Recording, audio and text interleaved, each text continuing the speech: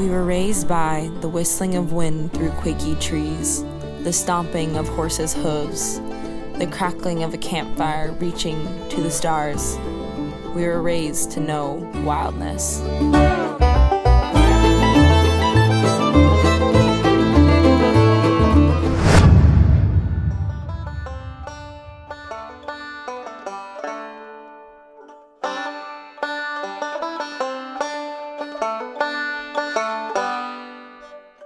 I mean, it's a trend that's been going on in society now for the past 50 years, where children are gravitating more and more away from the natural world, and that, to me, is frightening.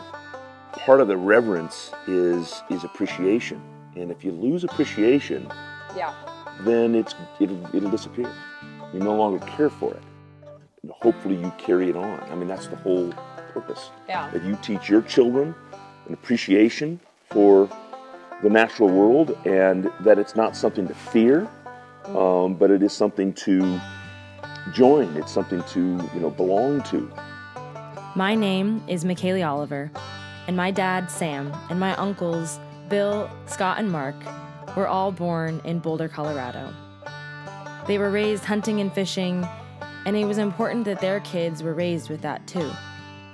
And so my first home was the canopy of a forest. The music of my childhood was an elk's whistle and a bird's song. In my family, if you could hold up a fishing rod, it was time to fish. Go. 1, 2, 3, stop. 1, 2, 3, go. 1, 2, 3, stop. Much of our food was trout and elk that my dad and uncles provided for us. And it wasn't until I left for college that I felt any contrast to how I was raised. I ended up with a bachelor's degree in geography and was surrounded by environmentalists and naturalists. Each book I read and class I took had a different idea of how to care for our living world. I began to disregard my family's lifestyle, thinking that what I had learned in school was somehow better than what I was raised with. I then swapped hunting and fishing for rock climbing, mountain biking, and backcountry skiing. These sports led me to a career in photography, yet without my family, I became focused on mentalities of conquest and conquering, and that slowly broke my relationship with the outdoors. I found myself searching for a way back. Is this your first fish? Yeah. First fish of the trip? Yeah. Oh, look at you. That's a huge fish.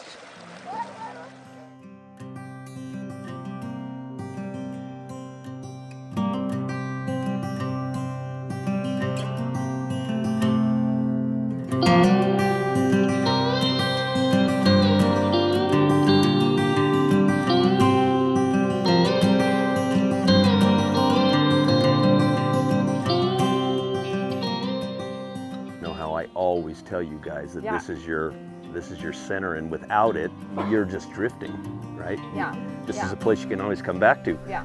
The four of us have always talked about this, but your dad and I especially. Yeah.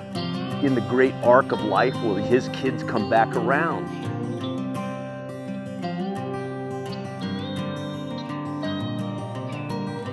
I've always felt a pressure to find my own way and forge my own path. And yet my Uncle Mark was right. Colorado and this lifestyle has always been my center. That right there, that is a dragonfly nymph. Oh, he'll bite you. He'll bite you. Won't get bit, but he's molting actually. He's hatching. Dragonfly nymph.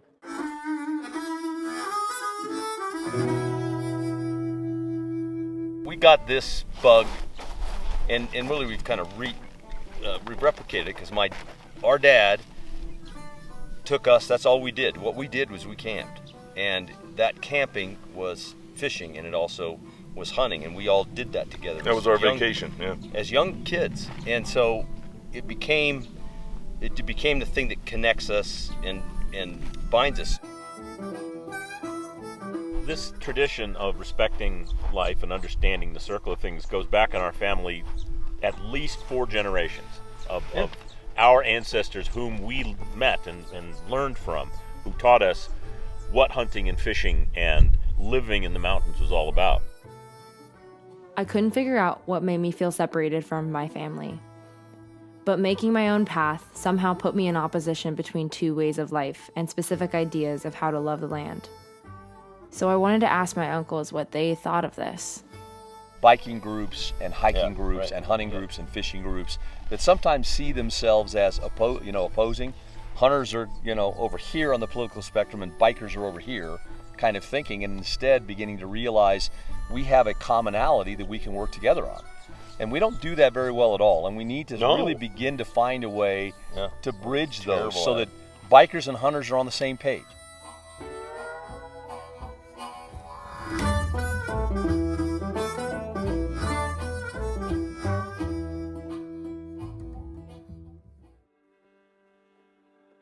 I realized that the farther I pushed myself away from hunting and fishing, the more disconnected I grew to a life force and a feeling of being a part of it all.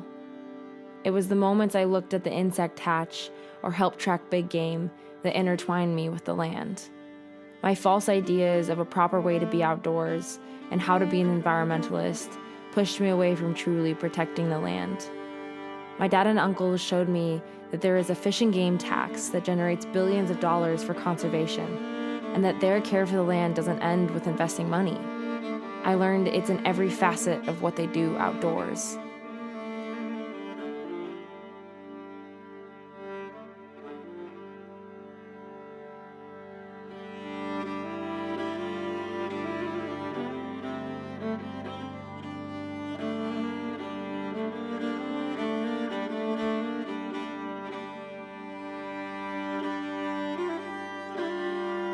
When we're hunting, it's the way that you treat the animals that you do take. I care about whether that fish suffers. If I'm going to keep it, it's dispatched quickly and humanely. A deer or an elk, I always have remorse about its death. If I get to the point in my life where when I kill an animal it doesn't mean anything to me, then I have to quit hunting. Sam got his first buck. You were probably what? 17? 17. We were muzzleloading. It was this little spike buck he got, and I had just walked over the ridge, heard the shot, and I came over to see him, and he was kneeled down and he was petting it, and you could tell he was saying thank you, And so that's the kind of thing that I tried to pass to my kids. We've all tried to pass to our kids, is to have that sort of respect.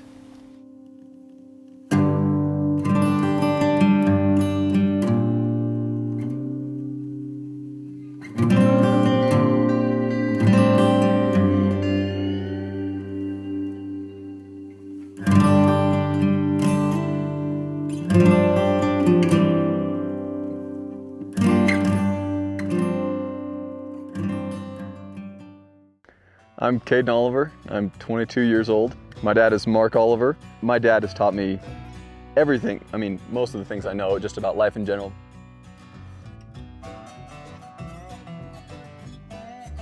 He taught me that hunting, it needs to be beautiful, and it has to be done right. And the way we do it makes it so beautiful because we're extremely ethical. We're not here to conquer the animals. We're not here to place an assault on wildlife. We're here to live with them and to care for them.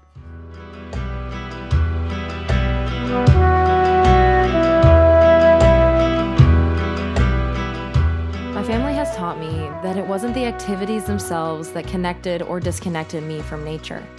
It's the mentalities and the intentions that I had. The key is what Indigenous peoples have been saying for thousands of years. We have a responsibility to these places and everything on them. Each of us, no matter our origins, geography, or the reasons we want to go outside, are a part of this living world, if only we can learn to remember that.